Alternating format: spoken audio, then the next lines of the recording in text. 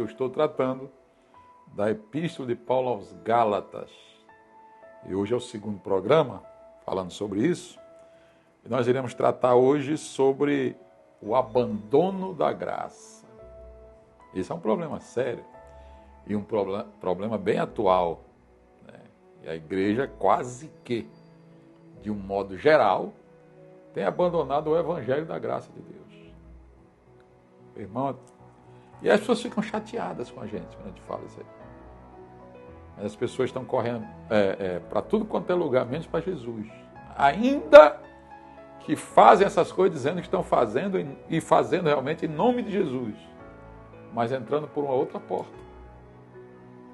Jesus falou que se for por outra porta, ainda que usando o nome dele, ele disse que quem entra por outra porta é ladrão e salteador. Eu tenho que entrar pela porta do Evangelho. A porta é Jesus. E é isso que Paulo trata na epístola dele aos Gálatas. E aí ele, depois da palavra que nós já lemos, do capítulo 1 até versículo 1 ao 5, no 6, ele já começa, ele não fez nem saudação, ele foi logo falando quem ele era, que era apóstolo, trouxe a saudação da graça e paz, mas começou logo a falar do que Jesus tinha feito por aqueles que creem no Evangelho, e aí dá glória ao Senhor pelo século do século. Logo em seguida ele diz, no versículo 6, admira-me, outra tradução diz, espanta-me, estou espantado, que estejais passando tão depressa, ou que já passaste de forma rápida, daquele que vos chamou na graça de Cristo para outro evangelho. Paulo está tão chateado que ele começa dizendo assim, escrevendo, né? Passou da graça de Cristo para outro evangelho. Aí nessa corrida dele, ele dá uma parada e até corrige o que ele escreveu. Ele diz, o qual não é outro. E é interessante isso aqui que ele diz. Não é outro. Senão que há alguns que vos perturbam e querem perverter o Evangelho de Cristo.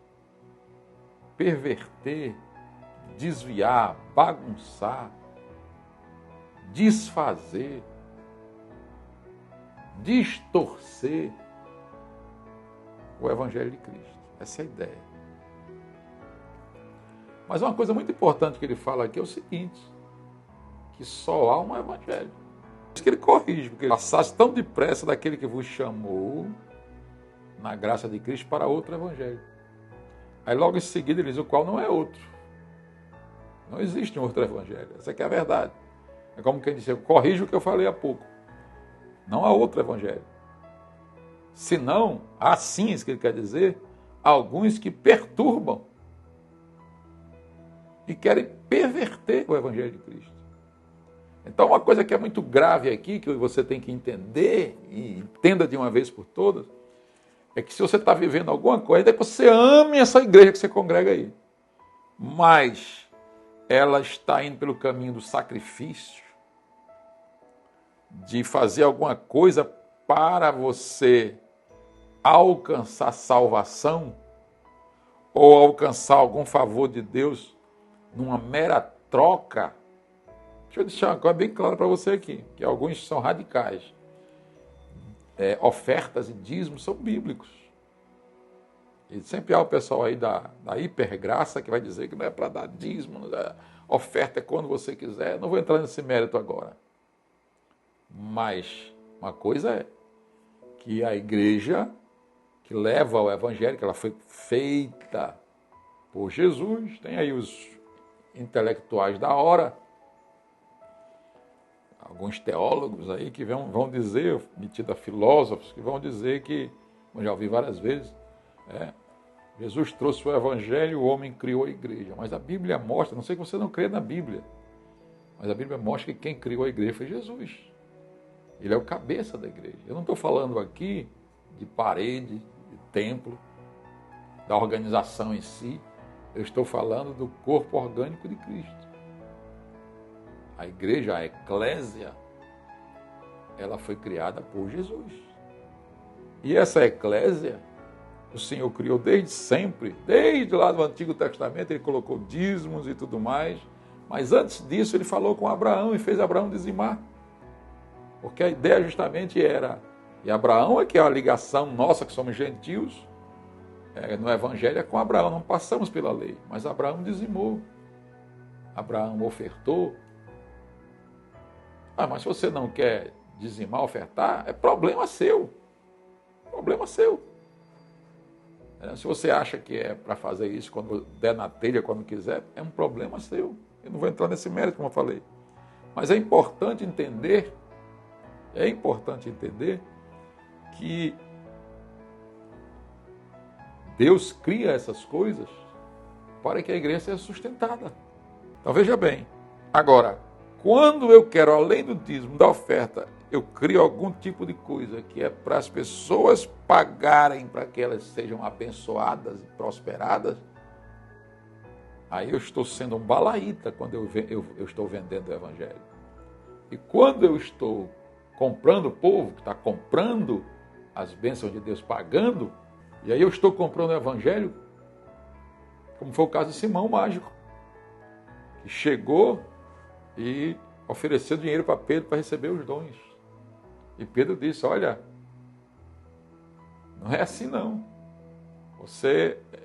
Pedro, inclusive, o amaldiçoa, dizendo que ele não tem parte nem sorte no ministério dos apóstolos, porque o coração dele não é reto. Porque ele está achando que se compra as coisas de Deus com dinheiro. Você está entendendo? Há uma diferença aí nas coisas. E que é preciso entender isso. Então, só há um Evangelho. Ou você é do Evangelho, e o Evangelho é contra a lei de Moisés, contra esse determinado sacrifício, contra as trocas, contra as meras barganhas, e o Evangelho traz a graça de Cristo, a fé em Deus. Então eu preciso entender isso. Então se você está vivendo em um grupo que as coisas são dessa maneira, abra os olhos. Abra os olhos. E comece a perceber o que é e o que não é Evangelho.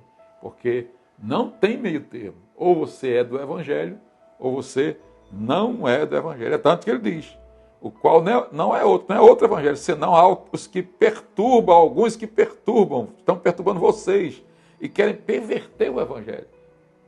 Que é o que eu disse lá no primeiro programa, falando do Gálatas, e agora iniciei falando. O pessoal lá de Jerusalém, eles queriam que os Gálatas, porque vieram direto do paganismo para a fé em Deus, para o Evangelho, eles queriam que eles passassem pela lei de Moisés, que os homens se circuncidassem, guardassem sábado, fizessem isso e aquilo outro, e Paulo diz negativo. Isso é perverter o Evangelho, isso é entrar por outra porta, isso é costurar o véu que foi rasgado.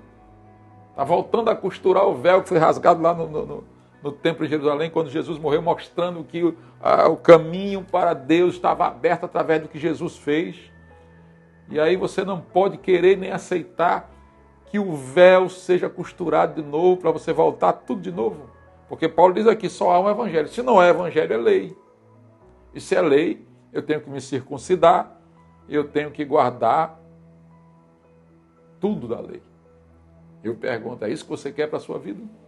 Você não é judeu.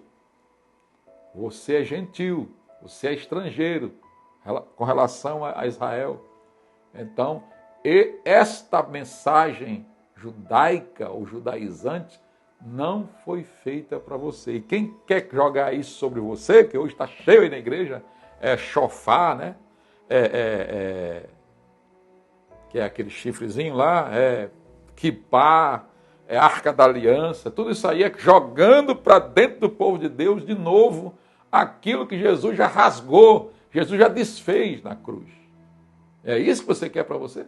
Paulo diz aqui para os irmãos da Galácia que ouviram o evangelho da graça, de repente começaram a vir os irmãos lá de Jerusalém, isso é que eu posso chamar de irmãos, e jogar para cima dele lei, circuncisão, guarda de dias, abstenção de alimento, subida e descida de monte.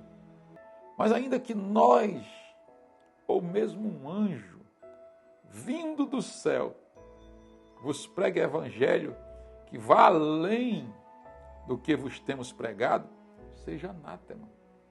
Eles, olha, ainda que nós mesmos, por que Paulo está falando isso? Porque está vindo lá de Jerusalém. E Paulo já tinha trazido para eles o evangelho da graça de Deus. Mesmo que venha de lá e seja no nome até de um outro apóstolo, trazendo coisas que Cristo já aboliu, já foram colocadas de lado, não é para você aceitar, não. Como eu falei, Paulo apóstolo, ele já colocou uma base para nós gentios, que é Jesus Cristo e a sua graça. Mas ainda que nós mesmos, ou um anjo vindo do céu, vos pregue evangelho que vai além do evangelho, então é evangelho pervertido. Que seja anátema. A ideia do anátema era separado para o sacrifício. Era algo geralmente que era a base, que era separado para o uso de Deus. E só Deus ia lidar com aquilo ali. Que ninguém podia tocar. Então a ideia de Paulo aqui, ele usa o termo anátema para dizer que é algo que é intocável. Você não pode tocar. Você não tem que se aproximar disso. Então, se há alguém que prega o evangelho que é divorciado do evangelho, da graça de Deus, daquilo que Jesus fez, é algo que não pode ser tocado. Que se for tocado, como era no Antigo Testamento lá, quem tocava no anátema sofria. Sofria. Era penalizado. Ele está dizendo, não é para tocar nisso. Não é para viver esse tipo de coisa. É para você viver o evangelho da graça de Deus. Então ele diz, ainda que nós mesmos ou um anjo vindo do céu vos pregue evangelho que vá além do que vos temos já pregado, seja anátema. Assim, como já dissemos e agora repito, se alguém vos prega evangelho que vá além daquele que recebestes, seja anátema. É interessante o que ele diz aqui, né? No 8 ele diz, se alguém que prega outro evangelho, mesmo que seja um anjo que veio do céu e pregue outro evangelho, esse evangelho vai além daquilo que os apóstolos têm pregado, no caso Paulo tem pregado, melhor dizendo, do que eu tenho pregado para vocês, se vai além do que eu preguei, seja anátema. Ele diz, o que eu preguei. Aí é interessante que agora ele vai dizer que vocês receberam. No versículo 9, assim como já dissemos, e agora repito, se alguém vos prega evangelho que vá além daquele que recebeste. No 8, que vai além do que eu preguei para vocês. E o que eu preguei, essa que é a ideia do 8 e 9, quando se harmoniza os dois. O que eu preguei para vocês foi o que vocês receberam. Se tem alguém pregando o que eu não preguei, seja anátema. Se alguém está pregando alguma coisa que vocês, diferente do que vocês receberam, o que foi que você já recebeu? Jesus é o Salvador. Eu devo ir viver minha vida em Cristo, ser batizado nas águas em nome de Cristo, em nome do Senhor Jesus Cristo. Eu devo entender que sou templo do Espírito de Deus. Eu, particularmente, sou templo do Espírito de Deus. E que eu sou membro da igreja de Cristo. Eu sozinho não sou igreja, mas eu sou membro da igreja de Cristo. Junto com os outros irmãos da eclésia, nós nos tornamos a igreja de Cristo para fazer a obra de Deus. Eu devo amá-la, cooperar com ela, mas entender claramente que eu não tenho que fazer outra coisa a não ser crer e orar para que Deus me abençoe e fazer o que eu tenho que fazer, porque Deus me deu vida, saúde, inteligência. Ninguém tem que me teleguiar Entendeu? Como diz aqui no Pará, eu ser canoa de ninguém para poder viver a minha vida de fé e aquilo que Deus tem para mim.